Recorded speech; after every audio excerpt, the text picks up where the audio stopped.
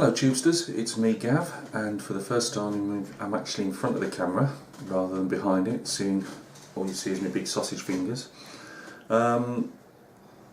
Just trying to shake the channel up a bit really, and I thought why not get me ugly mug in front of the camera for a change. So today I'm reviewing a couple of 1 in 35 scale figures from Evolution Miniatures. Now, I wasn't out to buy 1 in 35 scale figures. I went on to Kurtle's Miniatures, well, he's called SK Miniatures on his website and Kurtle's Miniatures on eBay. And I usually go to his eBay because I'm always on eBay looking at stuff. And I go on there to get my Scale 75 paints. You can also get Andrea as well.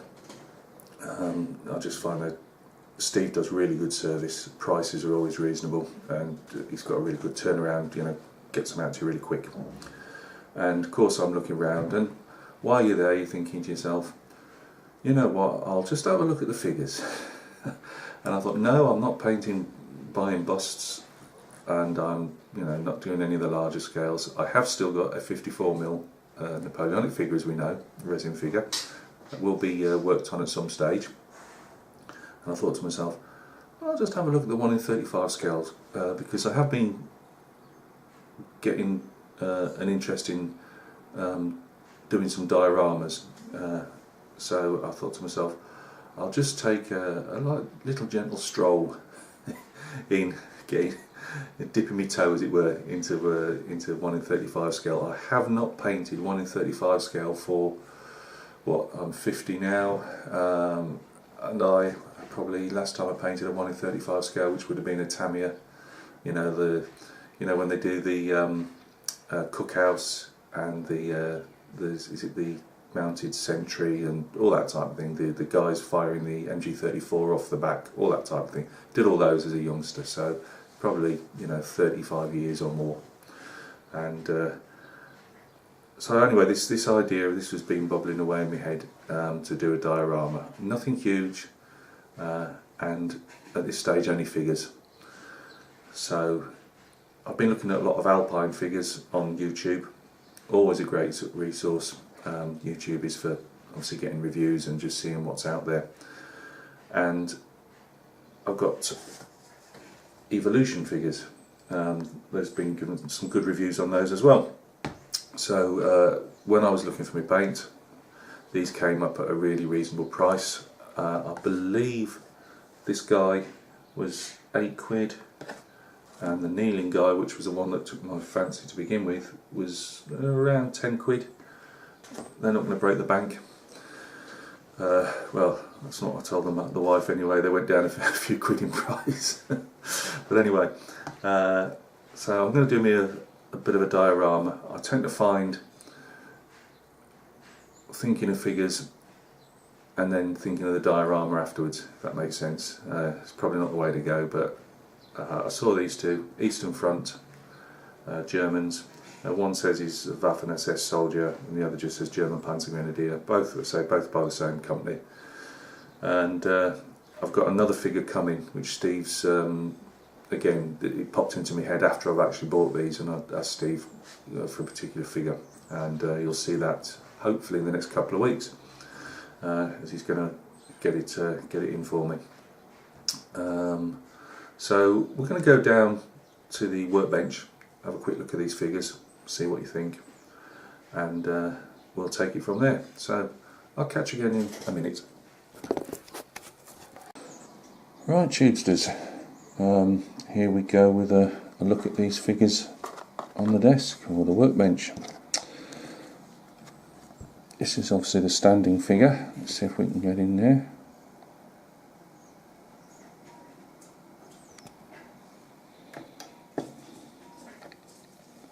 Now, I think that's a lovely casting. I can't see any imperfections in it at the moment.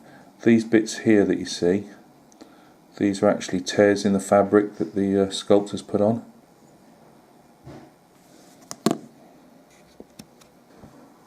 You've just got your casting blocks at the base of the feet. Now the boots themselves, I can't work out if they're actually jack boots, you know, the high leg boots, or if they're actually felt boots. They've slightly got that look of the, you know, the insulated boots that they got later on in the war. Great ammo pouches and stick grenade. You know, obviously when they're in resin like this, you can mould things in and they look right. You know, they're not just stuck on by us modelers afterwards, and sometimes they look a bit artificial. Got the usual bread bag, and this would be the reversible jacket. It actually appealed to me the actual you know, the fur hats, that look. This guy looks a bit weary from frostbite probably. Again, that's a strap there. There's no imperfections at all. It's done in like a creamy resin. By the look of it, you don't get any like locating, you know, holes or anything like that. You just have to work that yourself. So I'm not going to start attempting to just hold parts to it at the moment. We'll have a look at that when he's stuck together. So that's all in one torso, and the legs and the head.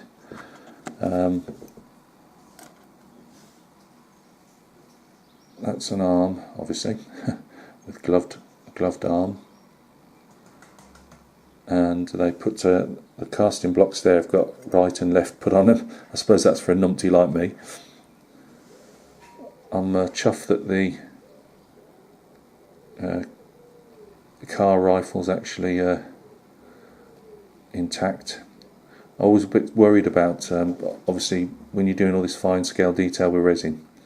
You know, if something as thin as a rifle barrel will survive, and it still might not yet when I actually get to cut it off the sprue, but we'll give it a go. And then you've got your usual, let's get around the right way, you've got your usual entrenching tool on the left there, mess tins and drinking bottle. So loving that one. Let's actually just move those to the side. Now the kneeling down figure is actually done in a light grey. I don't suppose it really matters, apart from obviously taking photographs and whatever. I prefer the light grey, but obviously you're going to be painting over it, so let's have a squiz at this.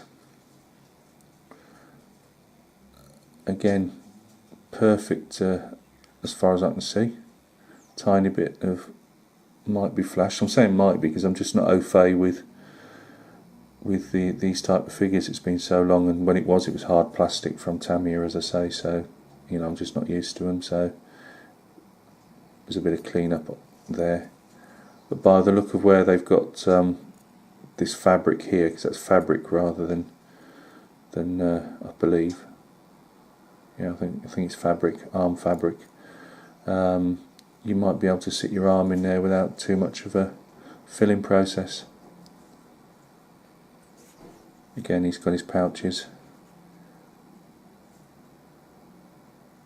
and I'm going to be doing this guy in autumn leaf camo. I've always loved that camo, and I was saying to myself, I've got to have a go at painting it. I was thinking of painting it on a bust or something rather than one in 35 scale figure, but hey, it's all about the challenge. Again, gloved hands with the arm. Let's have a look at if I can get out tweezers. Let's have a look at this face, because this face on this particular one I really like. Just bear with me a second, right? Get it turned around in the tweezers. And how about that for a face? Hey, that's really nice. you should get some lovely detail with that. Oop. So again, fur hat, like in a Ushanka type of fashion. And then we've got the Sturmgewehr assault rifle with a hand, which will obviously go into the other arm, and again entrenching tools, water bottles, you know, mess tins. So what do I think of these? I think they're so far absolutely fantastic. I can't see any holes. Very, very slight amount of flash. As I say, I'm not going into the flash too much, only because until I worked on a couple of figures like this, I can't really always pick it out, if that makes sense. So as far as I can see, lovely figures, and they should go on. They should make a nice little diorama, nice winter diorama. As a motto of my channel is, what can possibly go wrong? So we'll leave it at that for now. The next time you see these, they will be stuck together. Any filling that needs doing will be filled, and probably a primer over them, so at least you get to see the figure again without maybe a bit of glare to it. So we'll go back, we'll leave the bench now, and we'll have the last few words, and you can go to sleep. Right guys, that's it. I hope you're still awake, and it's of some worth to you, or anybody that's walking by in the future, you know, that you're after some of these 1 in 35 scale figures. You know, it might sway you one way or the other. The only thing I forgot to mention in all that blurb and waffle is the standing figure is shown with steel helmet on his waist belt, and it's not on the figure. Now that might be a deal breaker to you, you know, what's on the picture isn't what's inside the box. It isn't for me. I'm not really that fussed, to be honest with you. And the Car 98 has got a sling on it, and it doesn't have a sling on it in the box. Again, if that's a deal breaker for you, you know, so be it. But it isn't for me. I love the figures from what I've seen so far. Hopefully they'll clean up nice. Not too much filling, hopefully. That's my dread. I'm useless at filling. Something I've got to get better at. So thanks for stopping by and taking a look at another one of Gav's videos. They're not all going to be giant ones like this, but you know, I never keep to my word. So thanks a lot for stopping by and taking a look, and we'll see each other on another vid. Cheers.